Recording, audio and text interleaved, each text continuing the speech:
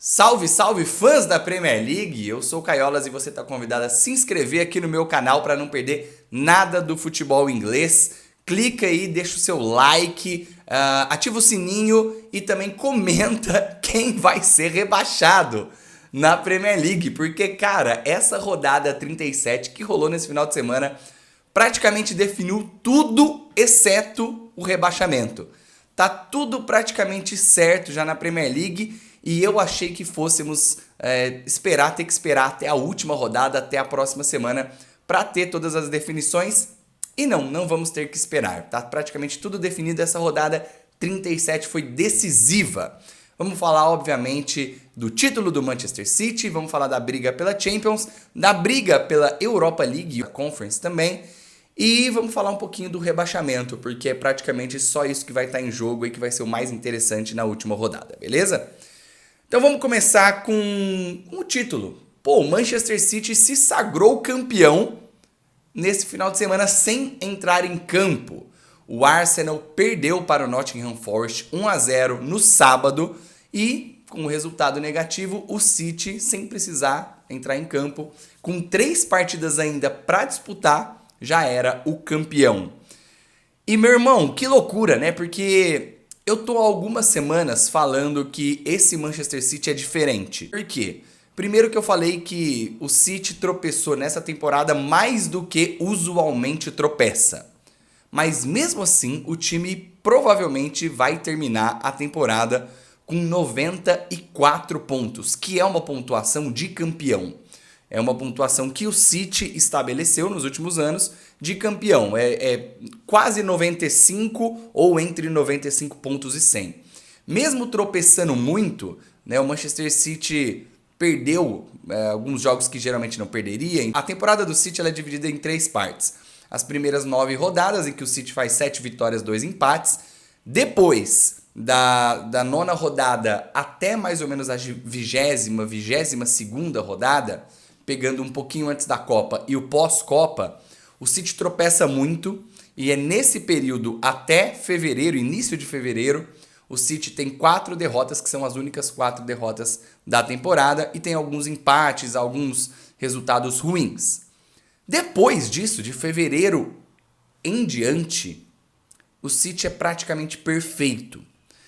Com a vitória hoje contra o Chelsea, o City teve 12 vitórias seguidas. É muito difícil de ser feito isso na Premier League. O City fez isso parecendo até meio natural. O Guardiola chegou a falar em um momento da temporada, pô, acho que Premier League já era, esse time, esses jogadores precisam se motivar e acho que eles não querem se motivar para isso.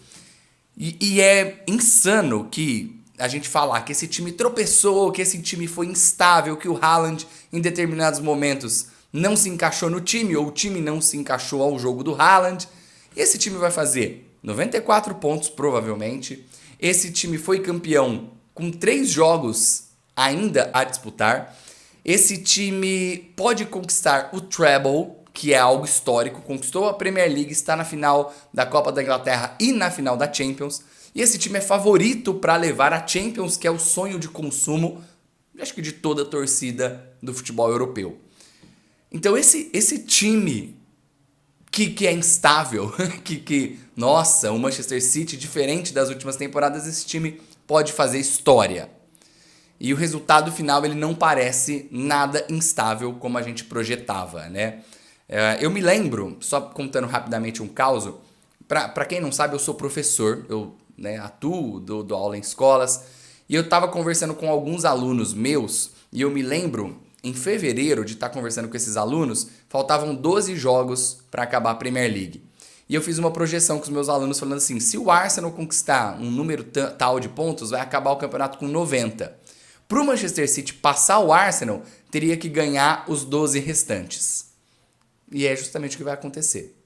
Né? E eu falei para eles, eu acho que isso não acontece, esse City tá tropeçando muito, talvez não ganhe. E cara, vai ganhar, vai passar dos 90. E mesmo que o Arsenal fosse quase perfeito, chegaria ali a 90, 90 e poucos, e o City seria campeão. Não tô tirando a responsabilidade do Arsenal, já vou falar sobre isso. Qual é o ponto da mudança desse City instável, tropeçante, para histórico, campeão, treble, final de Champions? é justamente a derrota, a quarta derrota da Premier League, que foi para o Tottenham fora de casa. Depois dessa derrota contra o Tottenham, é que o Guardiola passa a usar o sistema WM. Eu vou te indicar, inclusive, para você assistir aqui no YouTube, o vídeo do VSR, Vitor Sérgio Rodrigues, da TNT Sports. Cara, que ele fez um vídeo incrível. Eu fiquei a temporada inteira falando o que esse City tem de diferente. Eu não sabia ainda o que era. E eu acho que o VSR mostra muito bem. Ele é genial, né? Eu só falo umas bobagens aqui. Assista o canal do VSR. A chavinha muda depois da derrota para o Tottenham. O WM entra em ação. Não é novidade. O Guardiola já usou esse esquema WM em outros momentos. Né? Em 2019 ele usou em algumas partidas. Ele já usou no Bayern de Munique. E isso alterou o jogo do City para melhor. Envolve mais o Haaland. O Gundogan muda a sua característica. Para de ser um jogador de centro de campo para chegar na área. E ele, a gente sabe quanto ele é decisivo, né? Entrando na área, ele faz muitos gols.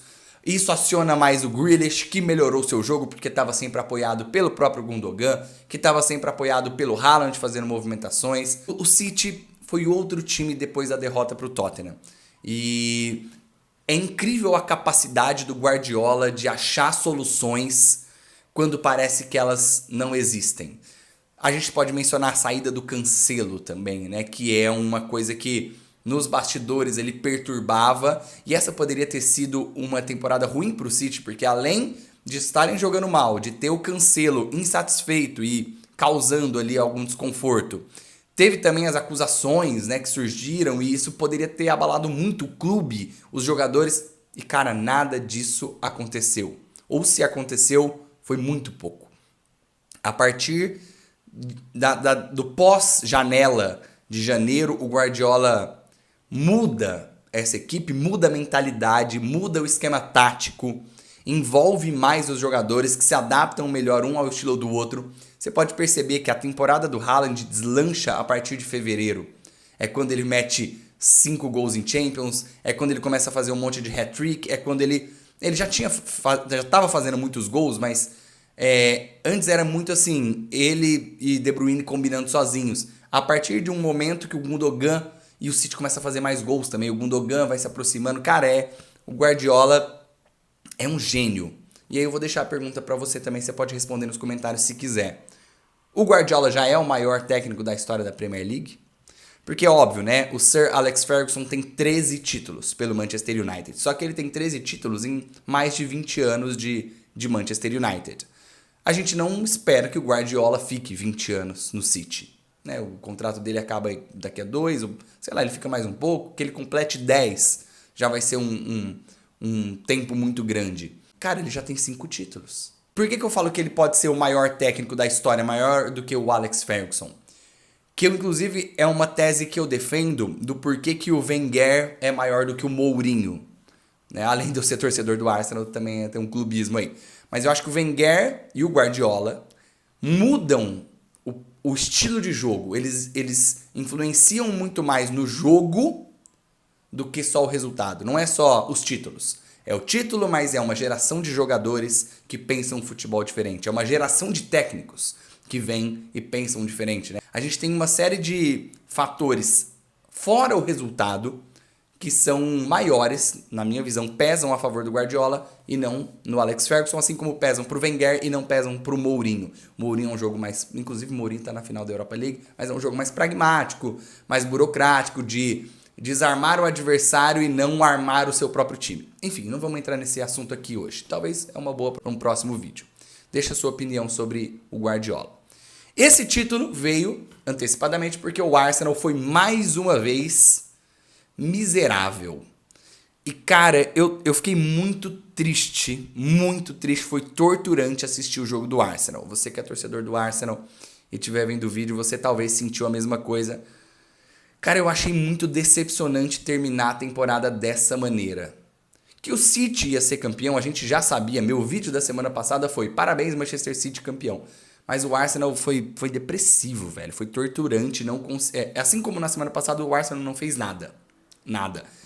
E semana passada eu tava aqui, não, beleza. Acho que chegou um momento que o Arsenal atingiu o topo, ele não consegue mais passar. Quando o título era sonho, tava lindo. Quando o título começou a virar realidade, o time morreu. E tudo isso a gente sabe. Mas, mano, você tentando continuar numa briga pelo título, fazer 2 jogos como esses 2 últimos do Arsenal é vergonhoso. E terminar a temporada dessa maneira também me brocha muito. Eu tava falando com amigos, cara, o Arsenal voltou, o Arsenal tá de volta, se preparem, esse projeto. Mas agora eu tô tão broxado desses últimos 2 jogos que eu falo, velho, esse é o mesmo Arsenal que eu vi nas últimas 6, 7 temporadas. Nada mudou. Esse Arsenal que perdeu pro Forest, que perdeu pro Brighton, é o mesmo. É o mesmo que entregou os pontos na temporada passada no final, é o mesmo que entregou nessa, é o mesmo dos últimos anos. Então eu não quero uma equipe, né, como torcedor do Arsenal, eu não quero torcer para um time que 70% da temporada é bom e os outros 30% é um lixo. Manchester City campeão, merecido, parabéns, foda. Vamos falar um pouco da briga pela UEFA Champions League, que já não é mais briga, né? Eu achei que fosse ter briga por UEFA Champions League até a rodada final também. Mas não, cara, o Liverpool tropeçou, empatou em casa com o Aston Villa, que é um tropeço, mas ao mesmo tempo a gente tem que dar os méritos pro Aston Villa, que faz uma temporada sensacional. O Unai Emery está indicado a melhor técnico da temporada. É uma indicação muito justa e isso mostra muito, né? O Klopp não está indicado, mas o Unai Emery está. O Aston Villa não é um time ruim, não é um qualquer time, não é, vamos ganhar porque estamos jogando contra eles em casa. Não. O Aston Villa do Unai Emery é cascudo, compete e é muito bom. Inclusive estava vencendo o jogo até praticamente os 45 do segundo tempo, quando sofre o empate de Roberto Firmino. Foi a despedida do Firmino em Anfield. Foi muito emocionante. Ele fez o último gol na sua última partida de despedida em Anfield. Isso foi muito legal de ver. Mas o jogo em si foi um pouco broxante também para a torcida do Liverpool, porque o time não performou no mesmo nível que estava performando. Com o resultado do tropeço do Liverpool e as vitórias de Manchester United, que venceu o Bournemouth fora de casa 1-0, e a vitória do Newcastle no meio de semana, no jogo atrasado, a goleada 4-1 sobre o Brighton, e o Newcastle joga amanhã, segunda-feira, cara, um empate nos próximos 2 jogos, tanto o United quanto o Newcastle ainda tem 2 jogos para fazer, um empate em qualquer um desses 2 jogos já garante Newcastle e Manchester United na próxima Champions. As chances do Liverpool agora são muito pequenas. Eu acho, inclusive, que amanhã o Newcastle já garante a sua vaga e aí na quarta ou quinta-feira o United enfrenta o Chelsea e deve também, ao menos, ter um empate ali para confirmar essa vaga. O top 4 vai ficar consolidado dessa maneira: Manchester City, Arsenal. Acredito que o Newcastle fique em terceiro e o United em quarto. O Liverpool fica com a Europa League, que pode parecer um pouco triste, né, para o tamanho do Liverpool, para o elenco que tem, para as expectativas do início da temporada, mas tendo a realidade da temporada como foi, é uma conquista. Eu acho que o Liverpool conquistar essa 5ª vaga, inclusive, mostra que o time brigou por Champions, mostra que o time conseguiu se recuperar na própria temporada, isso mostra força, mostra a capacidade do Klopp, mostra a capacidade do elenco, e acho que tem coisas boas para serem tiradas dessa temporada ainda no Liverpool, não é tudo terra arrasada. O Liverpool vai ficar com a vaga da Europa League, e a 6ª colocação, a 2ª vaga para a Europa League, vai estar em disputa ainda entre Brighton, que para mim é o favorito para ficar com a vaga, Aston Villa e Tottenham. E aqui tem a vaga da Conference. Eu acredito que o Brighton é o favorito para a vaga da Europa League. Para mim, o Villa é o favorito para a vaga da Conference. E o Tottenham fique de fora. O Tottenham jogou na rodada e perdeu de virada em casa para o Brentford. 3-1, despedida do seu estádio. Também muito melancólica e muito depressiva. O Harry Kane marcou um golaço, pode ter sido o último gol dele no Tottenham Hotspur Stadium com a camisa do Tottenham. E foi um pouco pesado assim, essa derrota do Tottenham. Foi um pouco triste. O Brighton ganhou hoje e aí se coloca à frente. O Liverpool é 5º, o Brighton é 6º, Aston Villa 7º e o Tottenham 8º. 5º e 6º Europa League, 7º Conference League. E oitavo em diante já não tem mais vaga em competição europeia. Aí fica a dúvida também, né, se é melhor para o Tottenham ir para a Conference ou não ir. É uma competição menor, é uma competição com viagens mais longas, é uma competição em que você joga com times mais fracos, tem um dinheiro envolvido, que é sempre muito bom, mas às vezes, para uma temporada de reconstrução, focar em Copas Nacionais e em Premier League, né, para tentar voltar à próxima Champions, é uma boa opção. E na briga contra o rebaixamento, o Nottingham Forest, que venceu o Arsenal, se livrou. Olha que notícia boa, né? Eu tava torcendo pro Forest ficar. E é uma temporada histórica essa na questão do rebaixamento, porque Fulham, Nottingham Forest e Bournemouth, as três equipes que subiram para a Premier League, né, na última temporada, vão permanecer. E fazia algum tempo que isso não acontecia, se não me engano, 20 anos que isso não acontecia. Então, é muito bom ver algumas equipes se consolidando como equipes de Premier League novamente, como o Forest, como o Fulham, que fez uma excelente temporada. E neste momento, Everton, Leeds United e Leicester são três equipes que tentam brigar para não cair, duas vagas remanescentes. Então, duas dessas equipes vão ser rebaixadas. Eu acho que o Leeds é um favoritaço ao rebaixamento. O time não consegue brigar, não consegue disputar, né, em nenhuma das partidas. Então eu acho que o Leeds é favoritaço para ser rebaixado. O Leicester também não tem bons resultados, mas tem bons jogadores. É nisso que eu me apego para ainda ter uma esperança do Leicester. Já o Everton briga, né, Xandais. Briga e pode se livrar por causa da competição. É um time que compete. Se eu tivesse que arriscar, eu diria que o Leicester vai ser rebaixado, o que é muito triste também.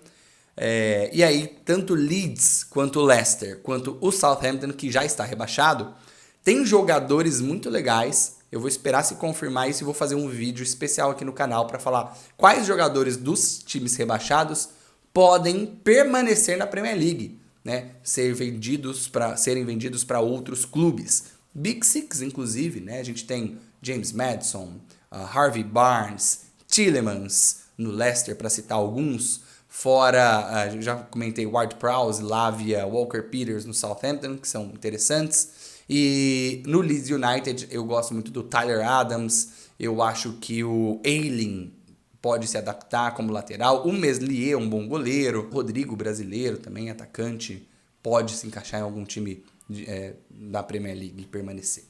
Ok? Bom, acho que é isso, galera.